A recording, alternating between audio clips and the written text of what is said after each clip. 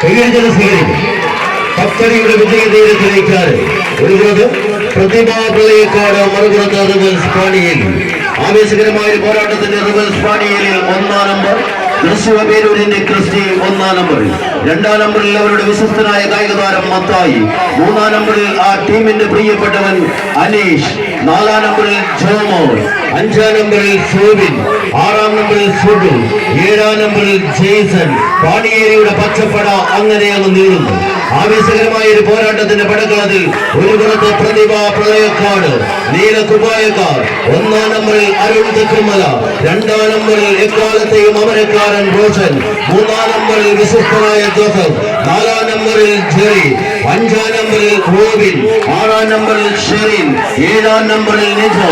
പരിശീലകനായി ഈ പടക്കളത്തിലേക്ക് പ്രവീൺ മുക്കാരിയുടെ തോളേറി കടന്നു വന്നവർ ഓപ്പൺ ലോഡിൽ നേടിയെടുത്ത 10 അടിയുടെ വിജയതീരത്തിലേക്ക് നടന്നു കയറുന്നു. നീലക്കുപ്പായക്കാർ ആദ്യ സെറ്റ് പോരാട്ടം വിജയിച്ച് പ്രതിഭാ പ്രളയക്കാട്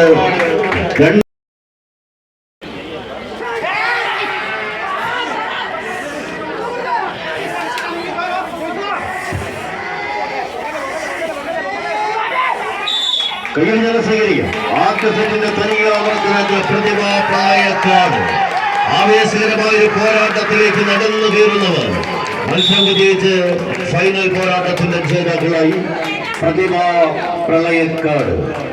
ഒരു പുറത്ത് മറുപുറത്ത്